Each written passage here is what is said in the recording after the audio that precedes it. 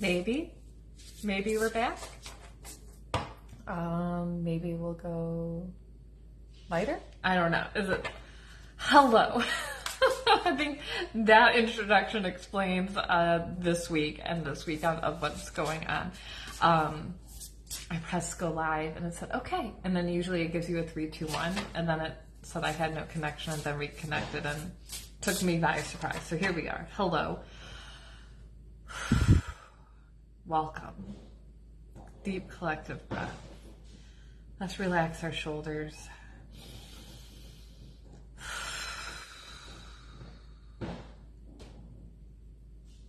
I'm gonna swear today. All the shit that weighs us down, let's like take a second and let it go. And just like be really present in this moment. As we pull our cards for today, beautiful, lovely, as always. You're gonna hear my dogs. I apologize. Anyways, I'm gonna flip my laptop on so in case there's a comment that I missed because I don't get to see it. Anyways, so here we're today. We're gonna do cards.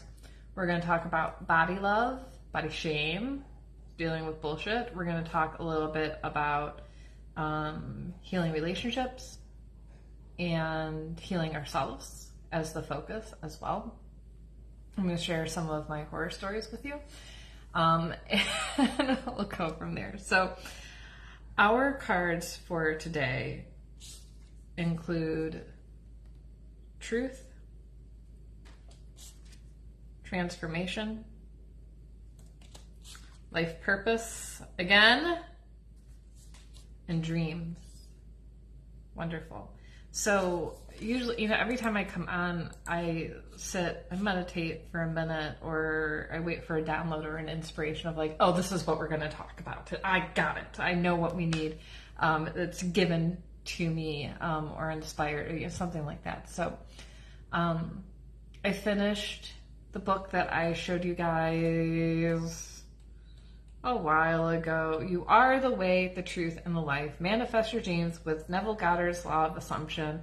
And it's by a group of people, essentially. Anyways, I read a lot of books, and most of them have been bad this year.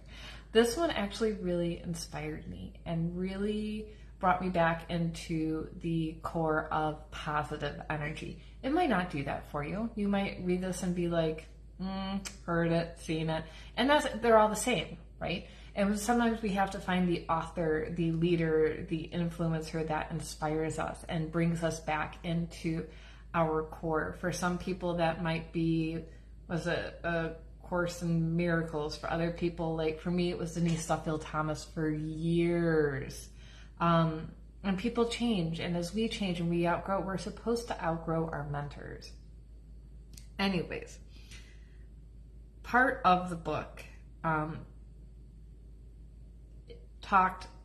last part talked about pruning the tree, which is what I wrote: body love and pruning the tree, and other insights to healing relationships. So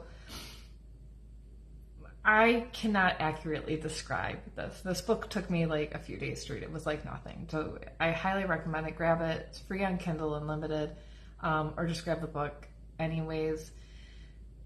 And mentally pruning your tree, right? So we have, if we want to use psychology terms like intrusive thoughts, we have core thoughts, beliefs, subconscious beliefs. I'm fat, I'm too skinny, I'm tired, I'm sick, I'm old, I'm poor, like the bad things, right?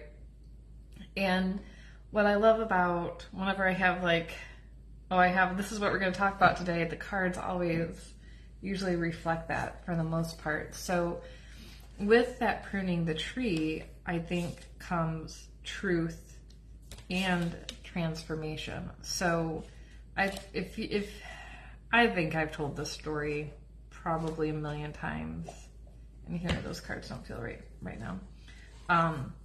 But after I had baby Jake, I gained weight I know, shocking. A woman gained weight during pregnancy. Not too much, 40-ish pounds.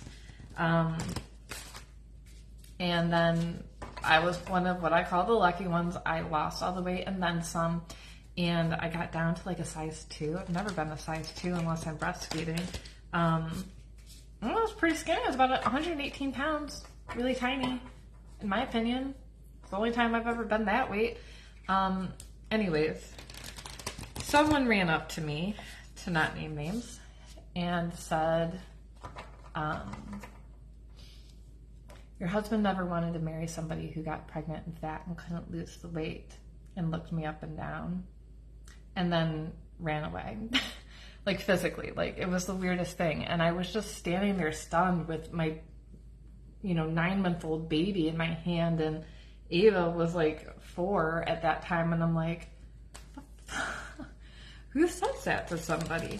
And the saddest part, I think, of the whole situation is that instead of me going, all right, this woman is an incredibly unhappy person. I know that. She talks about how she's unhappy all the time. She's just projecting on me.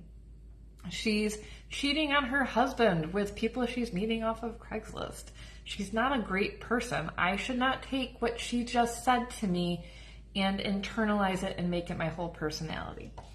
But because I was not in a great place in life, Jake and I financially were poor as shit, constantly worried about being evicted, not having enough food, all of the horrible things.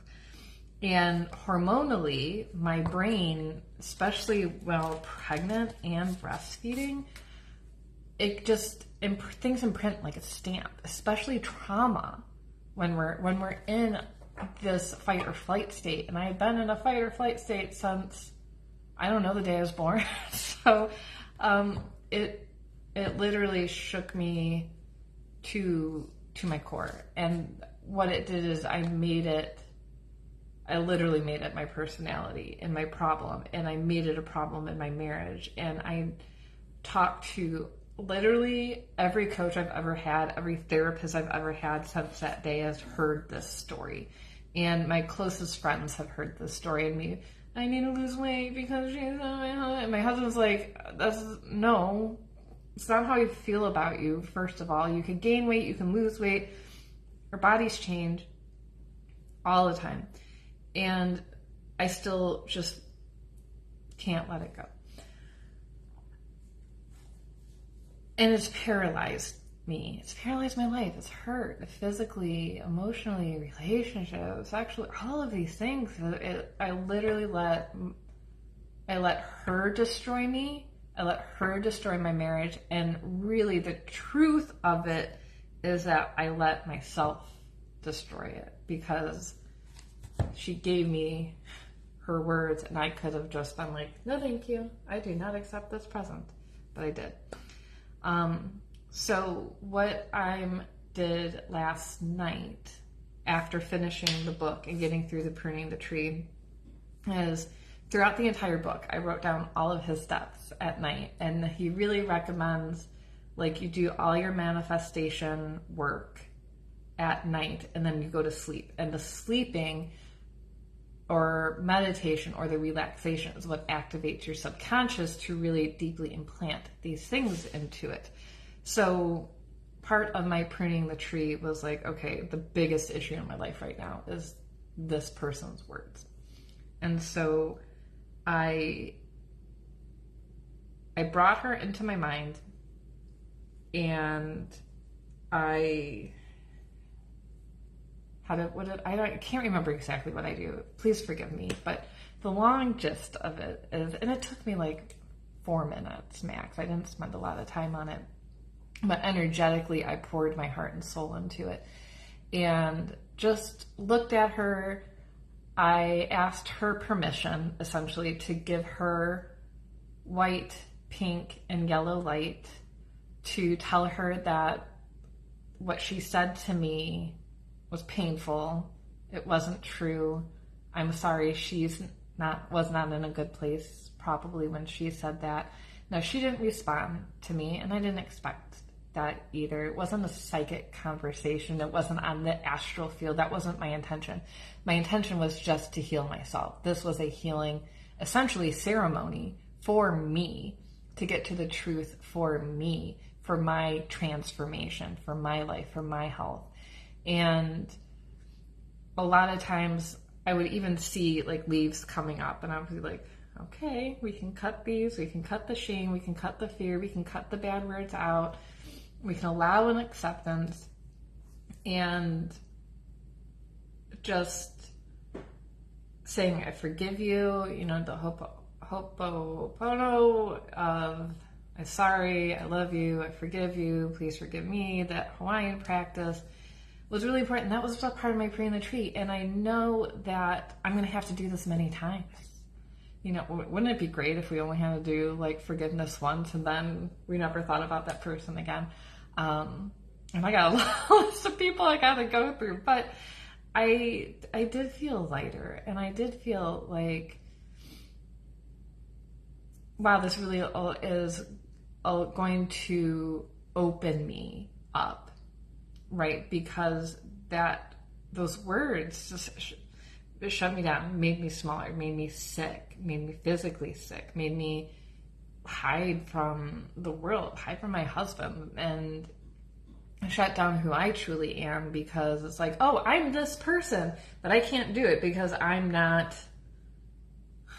I gained weight, I lost weight, my body changed, I had baby, you know, all of these things. I got sick, right? Like, I lost 35 pounds in a few weeks because I was dying, and then I gained it all back and some with the new medication. And then bodies change, and we can love our bodies, we can forgive our bodies, and maybe pruning the tree is just talking to your body and bringing it love and acceptance and bringing these people to you. And then I had one other person that I just wanted to energetically reach out to and say, hey, I'm here, I love you, I want to support you, and I need you to support me. And again, ask for permission to do a little energy connection with them, and that's it. And then I let it go, and it was like, okay, peace be with you and be on your way. I got to worry about money and my goals now. And the thing he recommended was to get a $100 bill and memorize it. And I took, now this is a bad example because I'm on my phone, but I took my phone and I put the $100 bill on it, like I was imagining holding a stack of $10,000 in $100 bills. So I could feel it with my thumb, like, all right, if I'm counting out stacks of money, which is what he recommends you do, like, I can feel that paper gliding. I can feel that, what it looks like. I can see where my thumb hits the blue line next to the quill on the, you know, like, and really have that in my mind. And so, you know, he says do that for 3 to 7 nights in a row, or whatever your goal is, whatever you're trying to manifest, and really focus in on that. And then go to sleep. So the last thing on my mind going to sleep used to be worry, bad things about money, stress, fantasies, things that weren't productive. And I would love to say that I did it for 3 nights about a specific goal, and I didn't meet that goal. And you know what? It took a lot of heavy work on my part to sit back and go, you know what? If I check this and I didn't meet it, it doesn't reflect my worth. It doesn't reflect my value. It doesn't reflect my ability to create, help, serve, manifest, take care of other people, take care of my family. These things are just what they are. And if I do this $10,000 manifestation thing every single night for the next 30 days, and I don't see 10 grand, guess what? That doesn't mean that there's something wrong with me. It just means maybe there's something that I'm protecting myself from, or I need to do a little bit deeper digging on pruning those trees and those thoughts about myself and my worthiness and my love and things like that. And recognizing my feelings and my reactions to these things. The other thing I want to say before we do our last card is, you see the balloons behind me and the flowers. There's a cookie cake right here, but you can't see it. My daughter turned 16 on Friday, and it was a disaster. It did not go the way I wanted it to, and that was really difficult. She woke up, she was in a bad mood-ish. I was like, let's go get breakfast, let's do it, this is your day. I thought we were gonna spend it together and celebrate and get ready for her party. And so we went out to Kolachi's because that's what she wanted. We brought it home, we had some breakfast. At like 9:45 o'clock in the morning, I said, hey, tomorrow's the homecoming parade. Where do you need me to drop you off? So I can start planning in my head and make sure who do I need to drive, all of those things. And she told me where, at the high school, but not at the high school. And I showed her the map. I'm like, well, I'm just going to drop you off right here in front of the middle school, since that's what you just told me. She lost her shit. And she stomped off and like literally didn't talk to me for the rest of the day. I was so upset. I was so hurt. And I was just beyond myself. I'm like, this is not how today was supposed to go.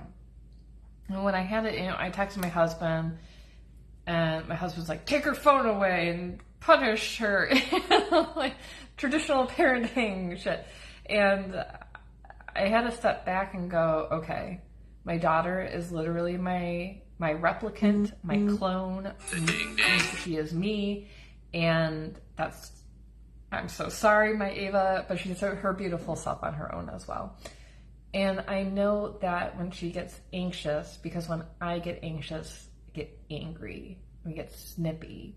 And it took me freaking 30-something years to figure it out, to go, like I would go teach doTERRA classes, and I would be running around the house trying to get everything together. I'd be yelling at everyone. I'd be yelling at my husband or snapping. And finally one day I was like, what the hell? I was like, oh, it's anxiety. My anger is anxiety. I just don't know how to express it. Don't know how to deal with it. And she's 16. She has no idea how to deal with this either. So if you feel like you don't understand somebody, or you're being hurt, right? And I know people will tell you, nobody can hurt you, only you can hurt you, and all that bullshit. But I feel like that's gaslighting people who, one, are probably in truly abusive, emotionally abusive relationships, or narcissistic or a codependent relationship where somebody is being purposely hurtful towards you. And a lot of women, especially in the new age spirituality pop psych, are putting up with abuse because we're being told, well, you shouldn't be upset that somebody said something to you or did something to you, because only that's just a reflection of your reality. Get fucked. Okay. The next thing is, if that's not the case, like Ava's not abusing me, right? And we're not in an abusive relationship. She's a teenager. She's anxious. She's having a huge 16th birthday party. She wanted to decorate the house. She's very, very stressed out. I needed to step back and realize that she is experiencing stress and not take it out on, and she is taking it out on me, but I don't need to take it out on her, right? Okay. So when we get caught up in the relationship drama, I just want to encourage you to take a step back. And if someone's saying shit to you that is abusive or hurtful or harmful, 1, you don't have to stay. 2, you need to call it out. 3, everybody needs to be in therapy, and understand why they're reacting this way, including yourself. If you're the person who's name calling or threatening to leave or cheat or hurt somebody, withhold, like, I'm not going to pay rent if you don't, right? All of these things. Like, we all need help. We all need help guiding these things. And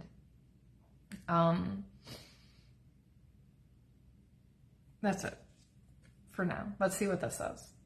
So this is our archetype card, the animal. It says, we are mammals. The hair on our chest and between our legs remind us so. We try hard to deny our unrefined animalistic nature, yet through this archetype we tap into power and direction. Activating the animal within means reawakening our relationship to nature in the most broad and embodied sense. Drinking from waterfalls, roaring at the moon, opening eyes underwater, eating berries from the vine. Don't do that, you might die.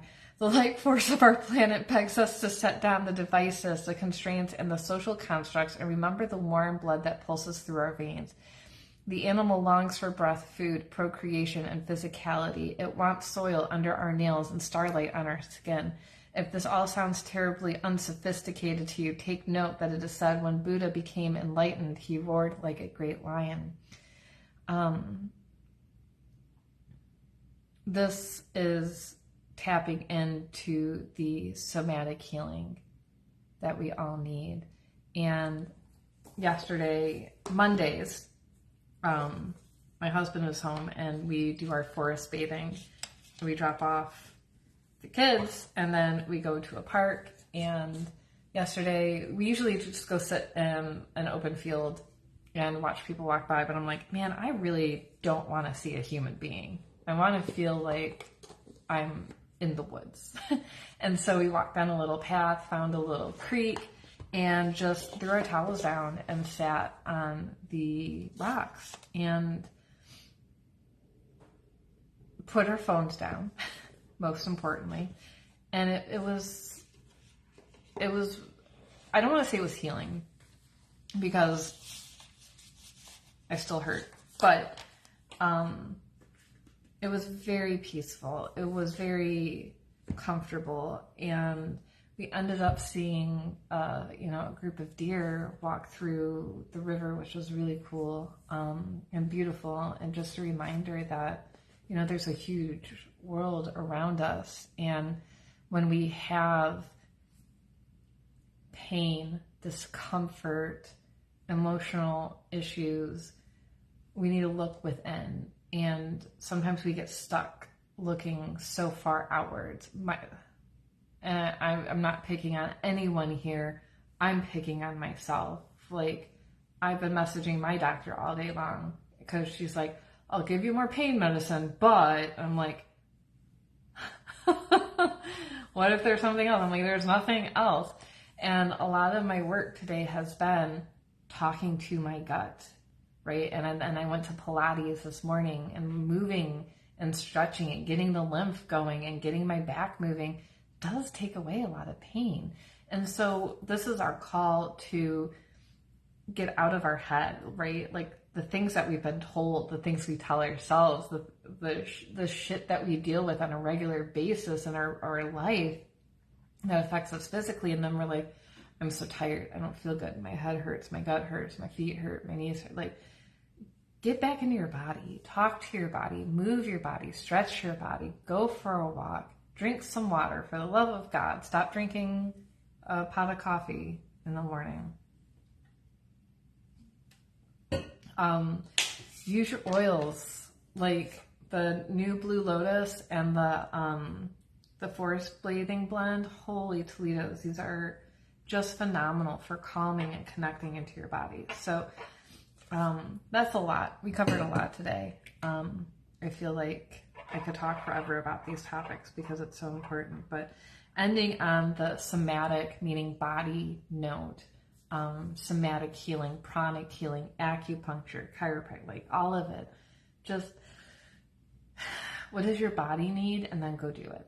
Stop trying to think our way out of these situations. Okay. And ask for help too, right? Like, we reach out to each other. So, all right. Love you guys. Have a wonderful afternoon, and I will see you soon.